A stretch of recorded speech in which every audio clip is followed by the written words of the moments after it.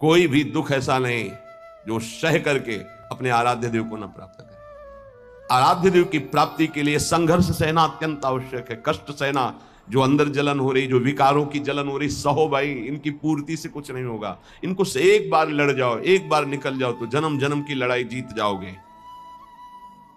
जिसकी शुद्ध भक्ति होती है उसको अपने प्यारे के नाम जब किसी और कुछ अच्छा ही नहीं लगता है। बस उसकी लीला कोई सुना दे, उसके गुणों की चर्चा करा दे, उसकी रूप माधुरी का चिंतन करे। तो मेरे प्रभु का स्वभाव है कि जो प्रभु को जपते हैं प्रभु उनको जपते हैं। ये बात समझ लो। आप प्रभु की लीला कथा सुन रहे हैं, प्रभु आपको देखकर इस भाव से, जब हमारा हृदय पवित्र होता है तभी हम भगवान को भाव से बच पाते हैं। अभी भाव नहीं, अभी तो भाव की केवल बातें सुना के बातें करते हैं, भाव नहीं जागृत हुआ। भाव जागृत होने पर इन तीन पर आपका महत्व नहीं रह जाएगा। स्वजन संबंधियों पर, अर्थ के द्वारा प्राप्त होने वाले भोगों पर, और इष्ट देव से बिलक साधनाओं पर, इन पर आपका राग नहीं रह जाएगा। ये पहचान है भाव की। आराध्य देव पर ही केवल, जैसे गोस्वामी जी कहते, बने तो रघुबर ते बने, बिगड़े तो भरपूर, तुलसी औरन ते बने, ताबनिबे पे धूर। जब तक नाशवान पदार्थों में महत्व रहेगा, ये जो श्लोक है कि जिस प्रकार से भक्त मेरी शरण में आता है, मेरा भजन करता है, मैं वैसे ही उसका भजन करता हूं। नाशवान पदार्थों का महत्व देने से हमारा मन अपवित्र हो जाता है। नाशवान पदार्थों के भोगने से हमारी इंद्रियां और तन अपवित्र हो जाता है, हमारे कर्म अपवित्र हो जाते हैं। तो जन्म निश्चित हो गया अगला। और जब हम भगवान की शरण में आते हैं, भगवत नाम जप करते हैं, भगवत शरणागत होते हैं, भगवत भक्तों का संग करते हैं, तो सारी मलिनता नष्ट हो जाती है। तन की, मन की, स्वभाव की, सब मलिनता नष्ट हो जाती है। इस बात को समझिए। शरीर, इंद्रियां, मन, बुद्धि, पद, योग्यता, अधिकार, धन, जमीन, जितनी भी ये सब हैं, इनमें रुचि, आसक्ति, ये तुम्हारे मन को पवित्र कर देगी, तन को अपवित्र कर देगी, स्वभाव को अपवित्र कर देगी। अगर इन्हीं सभी को प्रभु को समर्पित करके कर्तव्य कर्म का पालन करते हुए नाम जप करोगे तो सब कुछ पवित्र हो जाएगा। जैसे जड़ मिठाई कभी ऐसे लगाने वाली नहीं होती, लेकिन जब प्रभु को अर्पित करते हैं तो प्रसाद हो जाती है। मांग करके किनका मिलता है तो बड़ा आनंद का अनुभव होता है, मेरे प्रभु का प्रसाद है। ऐसे ही शरीर, इंद्रिया, मन, बुद्धि, पद, योग्यता, अधिकार, धन, जमीन, जो कुछ भी है उसे प्रभु को अर्पित करके अपने कर्तव्य का पालन करते हुए जो नाम जप करता है, उसका तन पवित्र, उसका मन पवित्र, उसका स्वभाव पवित्र, उसकी सब वस्तुएं पवित्र हो जाती है। अब तो वैसी निष्ठा नहीं दिखाई दे रही है, होगी किसी के अंदर। पहले महापुरुषों में देखा, जैसे श्री चतुर्भुजदास जी महाराज जो सेवक जी के मित्र थे, अगर जिस गांव में गए वहां अगर वैष्णव नहीं है, कंठी तिलकधारी, तो उस गांव के कुएं का पानी भी नहीं पिएंगे, ऐसी निष्ठा रखते थे। यहां एक भी वैष्णव नगर में नहीं थे। नगर क्या है, ये भूतों का डेरा है। फिर जहां भगवान का भक्त नहीं, भगवान का भजन नहीं, नाम कीर्तन नहीं, उस नगर का पानी नहीं पीते थे। ये उनके चरित्र में आया है।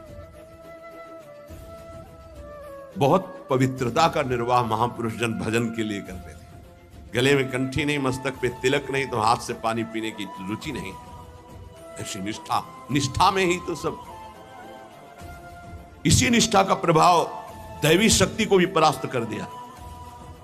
एक दिन एक नगर से निकल रहे थे तो देखा एक आदमी चिल्ला रहा था, रो रहा था, उसके हाथ पीछे बंधे हुए थे और बड़ा ढोल नगाड़ा बज रहा था, उसको घसीटते हुए ले जा रहे थे। चतुर्भुजदास जी मंडली के सहित मुरली मनोहर अपने ठाकुर को लेकर, मुरलीधर को, वो विचरण करते थे। तो उन्होंने लोगों से पूछा, ये आदमी इतना त्राहिमाम बोल रहा है, इसका कोई साथ क्यों नहीं दे रहा है, इसको क्या? तो बोले ये देवी के बलि चढ़ाने के लिए ले जाएगा। देवी की बलि?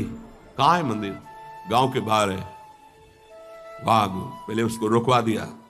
इतना भजन का तेज था, रुकवा दिया। दरवाजे पे गए और कहा कि तुम मां हो? कैसी मां हो जो तुम अपने बच्चों की हत्या करवाकर मुस्कुराना सीखती हो? तुम मां हो, इसका मतलब है तुम्हारे अंदर ममत्व नष्ट हो चुका है। चाहे कोई भी सृष्टि का जीव हो, वो तुम्हारा बेटा होता है। कुपुत्रो जायते क्वचित् कुमाता न भवति। ये कैसा न्याय आपका कि आपके सामने आपके बेटे को बंदी बनाकर बलि दिया जा रहा हो, आप प्रसन्न मुद्रा में हो। वहां के पुजारी ने कहा आप अंदर नहीं घुस सकते। बोले ये अंदर नहीं रह सकते। ठाकुर जी को साथ लेके देवी जी बाहर निकल आए, ठाकुर जी को सिंहासन पे विराजमान किया। उनके भागवतिक वैष्णव तेज भजन के प्रताप से लिखा हुआ है भक्तमाल जी में भी, जहां भी उनका चरित्र चतुर्भुज दास जी का, ऐसे हरिव्यास देवाचार्य जी। तो देवी जी ने कहा क्या आदेश है हमारे लिए। देवी जी ने कहा तो उनका पहले यहां के राजा को बोलो कि आज के बाद अगर यहां बलि चढ़ी तो सर्वनाश तुम ही करोगी, बोलो जाके यही। राजा को जाकर के देवी जी ने भय दिखाया और कहा अगर आज के बाद किसी भी जीव की हमारे ऊपर बलि चढ़ाई गई तो हम वैष्णवी हो गई है आज के बाद। हाँ अगर बलि चढ़ानी तो नारियल नींबू आदि, ये नहीं जीवों की बलि नहीं। कंठी बांधी देवी जी की और श्री जी के चरणारविंद की आसक्ति का मंत्र दिया देवी जी को चतुर्भुज दास जी ने। ठाकुर मुरलीधर को वहां विराजमान करके नाम कीर्तन बंद करा दी प्रथा, मुक्त करवा दिया जो बलि की लीला है। नाम बल, भजन बल। यदि आप प्रभु का आश्रय नहीं लिए, नाम जप नहीं कर रहे, तो यही शरीर, इंद्रियां, मन, बुद्धि, पद, योग्यता, अधिकार, धन, जमीन, ये तुम्हारे तन को मलिन, मन को मलिन, स्वभाव को मलिन और अगला जन्म निश्चित। जैसे कोई कहता है हम तो पिछले जन्म को मानते नहीं, अगले जन्म को मानते ही नहीं, तो तुम्हारे मानने न मानने से सृष्टि चल रही क्या? कि तुम मानोगे तो सृष्टि चलेगी, नहीं तो बंद हो जाए। हम मानते नहीं सूर्योदय होता है तो सूर्योदय बंद हो जाएगा क्या तुम्हारे मानने ना मानने से? क्या ईश्वर का संविधान और शासन आंख मूंदने से टल जाएगा क्या? तुम्हारे ऐसा कहने से टल जाएगा क्या? अगर नहीं मानते हो तो है कोई परम शक्तिशाली जो बरबस जीव को उसके कर्म को भुगवा रहा है कोई कर्म का प्रबल फल देने वाला महान ईश्वर जो सुख और दुख के चक्र में पूरी सृष्टि को फंसाए हुए है। उसी से मुक्त होने के लिए वही है एकमात्र जिसका आश्रय ले लो। भक्त को भगवान के स्वरूप का ज्ञान, भगवान का दर्शन, भगवान के साथ खेल खेलने का सौभाग्य, तीन बातें जो प्राप्त होती है ये ज्ञानी को नहीं प्राप्त होती है। भगवान के प्रेम स्वरूप, भगवान का दर्शन, संभाषण और भगवान के साथ खेलना, ये नहीं। ये बड़ी दुर्लभ बात भक्ति से प्राप्त होती है, इसलिए सर्वोपरि भक्ति।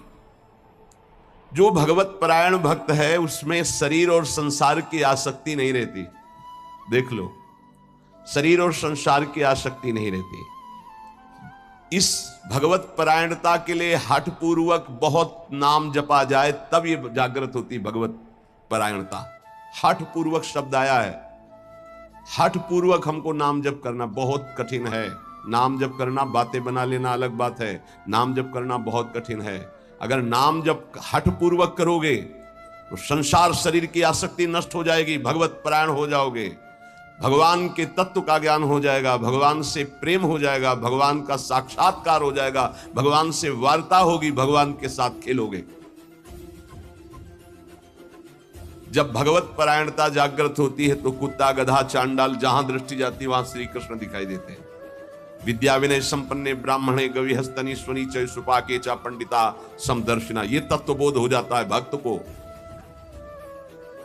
क्योंकि उसकी दृष्टि भगवत स्वरूप हो गई तो पूरी सृष्टि भगवत स्वरूप हो गई। किसकी? जो हठ पूर्वक नाम जप करता है। हठ पूर्वक मतलब स्वाद नहीं मिल रहा, कोई रुचि नहीं, पर गुरुदेव ने कहा इसलिए मुझे जप करना ही है।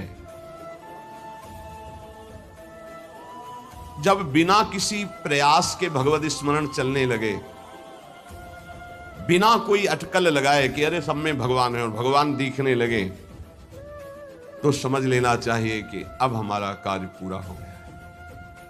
सर्वत जैसे साधक देखेगा तो पहले स्त्री पुरुष दिखाई देगा, फिर भावना करेगा कि इसमें श्री भगवान है, लेकिन परिपक्व जब हो जाएगा तो ये ढांचे नहीं दिखाई देंगे, केवल भगवान दिखाई देंगे। साधक हठ पूर्वक भजन करता है, लेकिन जब परिपक्व अवस्था आती है तो भजन करना, सोचो कितना आनंद होगा। भजन करना नहीं पड़ रहा, स्वाभाविक भजन हो रहा है, स्वाभाविक स्मरण हो रहा है। देखो, जल जड़ है, जल तत्व जड़ है, पर इस जल में जब रगड़ पैदा की जाती है तो बिजली पैदा हो जाती है। इसी प्रकार जो भक्त इस जड़ जिह्वा में नाम की रगड़ पैदा करते हैं तो इसे आध्यात्मिक अग्नि पैदा हो जाती है।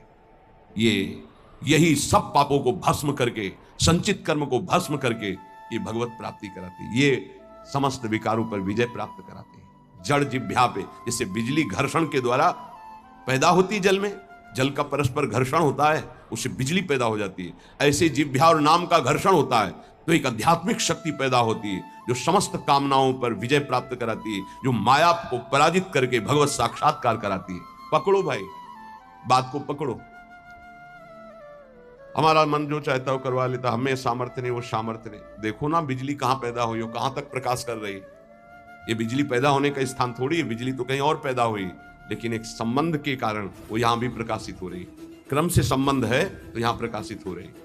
ऐसे ही रोम रोम रग रग में अध्यात्म शक्ति का प्रकाश, तो जगत में जो भी उसके सानिध्य में आएगा वो अध्यात्म शक्ति संपन्न हो जाएगा। ये बिजली पैदा करो, बिजली तुम्हारे अंदर वो सामर्थ्य है कि तुम ये आध्यात्मिक शक्ति प्रकाशित कर सकते हो। क्या करो? बोले इस जड़ जिह्वा में नाम को रगड़ो, इसी से बिजली पैदा हो जाएगी। बहुत संघर्ष करता है तब भाव का प्रादुर्भाव हो जाता है। ये यथा माम प्रपद्यन्ते तास तथैव भजाम्य हम मम वर्तमानो वर्तन्ते मनुष्या पार्थ सर्वशा।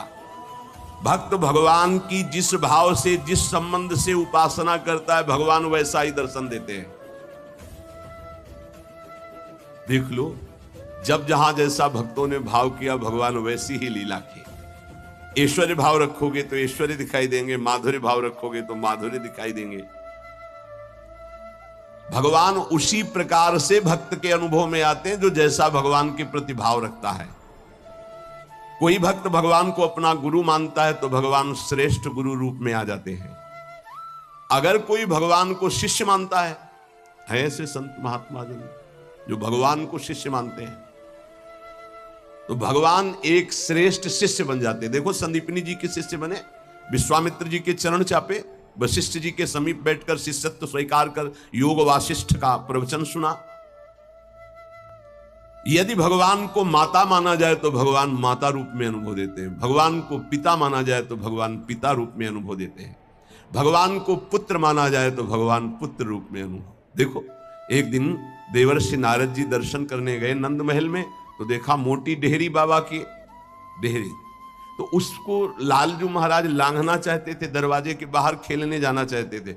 अभी खड़े होना ठीक से आया नहीं था, घुटनों के बल चल रहे थे, तो ऐसे चलते हुए घुटनों के बल ऊपर ऐसे देहली के हुए, चरण ऊपर उठ गए, हाथ ऐसे हो गए, अब देहली के बीच में टंगे हुए और रो रहे हैं। नारद जी ने देखा, साष्टांग दंडवत किया, बोले प्रभु देहली पार कर दे क्या? तो बोले जानते नहीं हो क्या हमारे लिए देहली?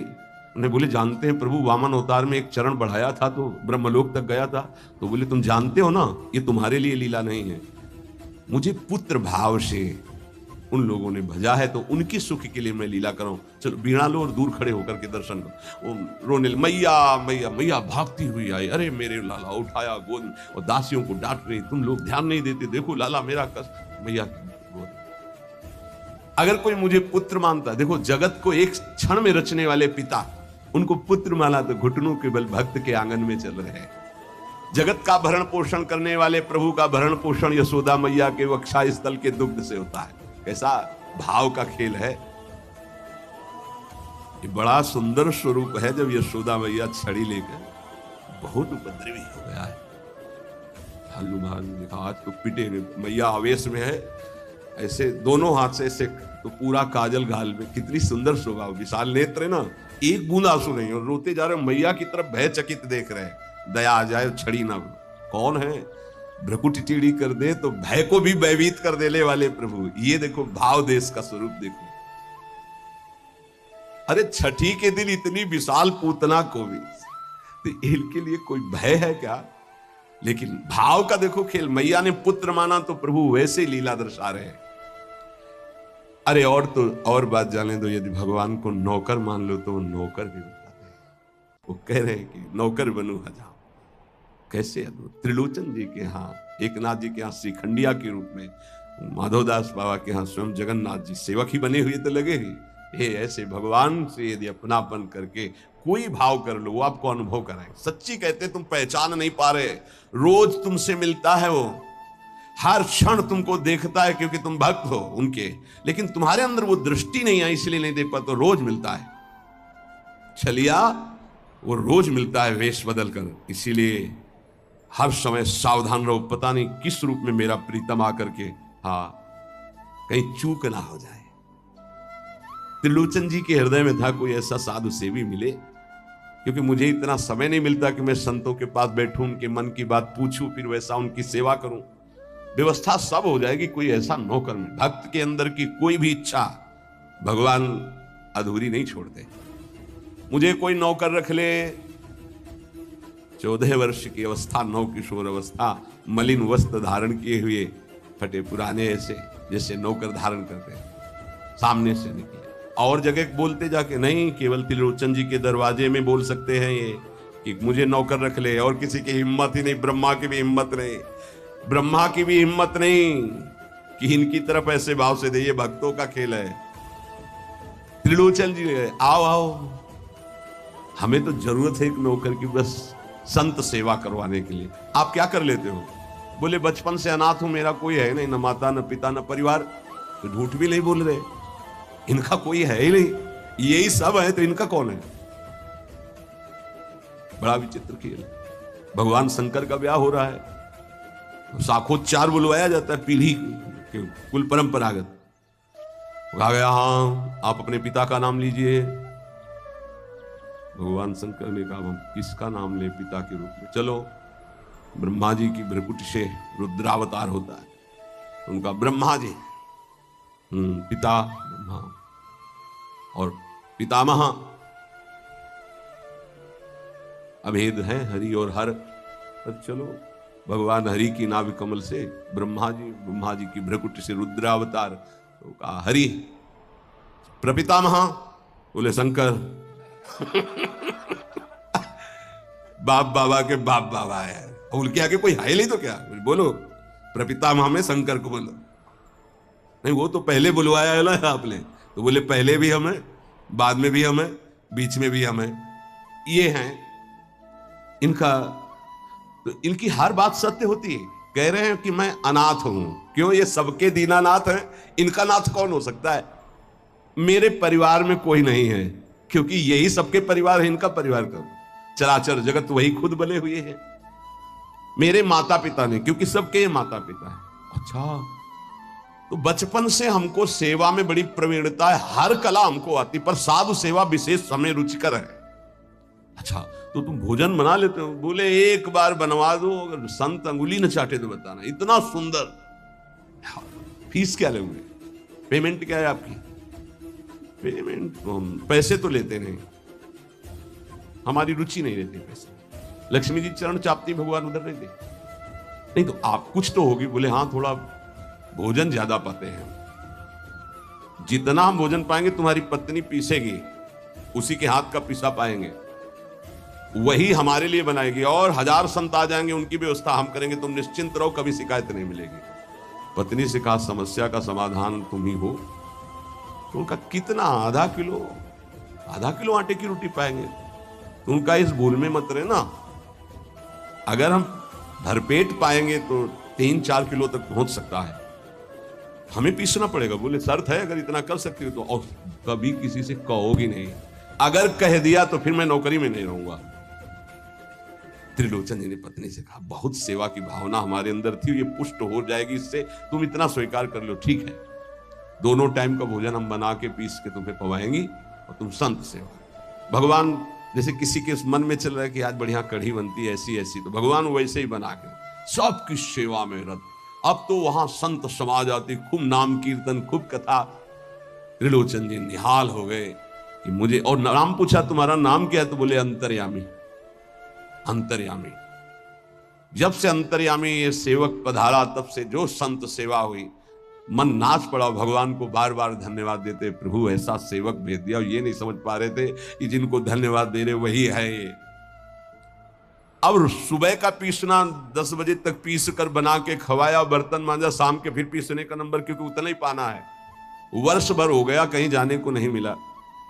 एक दिन आया कि दोपहर थोड़ा समय में तो निकले, बगल में पड़ोसन मित्र थी उसके, वो गए तो उन्होंने कहा कि बहन बहुत दुबली हो रही हो, कुछ बात तो है ही है, विचित्र चरित्र है।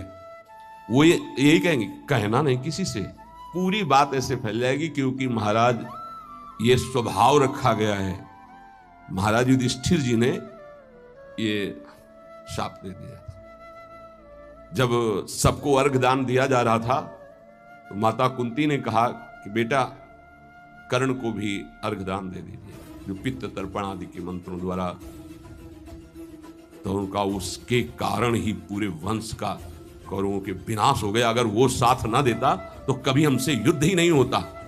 ऐसे विपक्षी के लिए आप कैसे बोल दिए कि आप उसको पित्त तर्पण करो इस समय? माता आपकी बुद्धि कैसा निर्णय कर रही है? ऐसे धूर्त को तुम कह रहे हो कि मैं, जो द्रौपदी के लिए गंदे वचन बोला, जिसके बल से बलवान होकर दुर्योधन ने युद्ध किया, न जाने क्या क्या कष्ट सहना पड़ा। तो उनका बेटा तुमसे छुपाया था एक बात है। क्या? तो तुम्हारा बड़ा भाई है कर्ण, मेरा बड़ा भाई। तब उन्होंने कहा मां अगर तुम इतना कह देती तो मैं पैर छूकर जो ही उसके सामने झुकता तो पूरा बच जाता, राज समाज नहीं मारा जाता, क्योंकि उसी के बल से दुर्योधन बलवान होकर लड़ रहा था। हमें कोई वैर होता ही नहीं। जब कर्ण को हम अपना राज्य दे देते तो दुर्योधन का मित्र ही था, कोई झगड़ा ही नहीं होता। मां ये बात पहले क्यों नहीं बताई? आज से मैं शाप देता हूं, कोई भी विशेष गुप्त बात माताओं के हृदय में ना टिके। संसारिक बात की क्षमता को सह पाना कोई महाभागवत की ही बात है। तो उन्होंने कहा कि कहना नहीं। मैं बोले दीदी तुम विश्वास मानो, कभी कहा है हमने?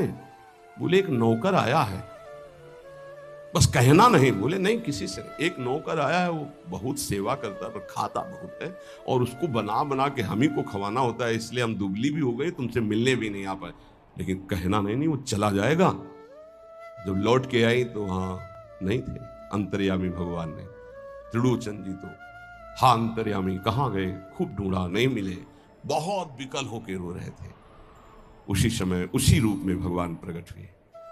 मालिक, अरे अंतर्यामी, जो ही नजदीक जाने की कोशिश तो देखा ललित त्रिभंगी भगवान से। प्रभु आप? बोले मैं ही तो था, तुम क्या समझते तुम्हारा कोई और नौकर था? मैं ही नौकर था। मैं तुम्हारी इच्छा की पूर्ति के लिए स्वयं नौकर बना हुआ। अगर आपका भाव बन जाए भगवान के प्रति तो भगवान नौकर बन जाए। देख लो, जहां अर्जुन जी की पादुकाएं हैं वहां भगवान बैठे हैं, और जहां भगवान की पादुकाएं रखने की चौकी होती वहां भगवान शंकर सनकादि नमन करते हैं। शिव शनकादि जहां वंदना करते हैं, जिनकी चरण रखने की चौकी में, वो भगवान वहां बैठे हैं सारथी पद पे, और रथी रूप में अर्जुन भक्त बैठा है। कैसी प्रभु तर तर कभी डार पर है, प्रभु ऐसे बैठे हैं और सब ऊपर बैठे, डाल में बैठे। प्रभु तरुतर कभी डाल पर। देखिए आप, बड़ा विचित्र भगवान का कृपा प्रसाद है।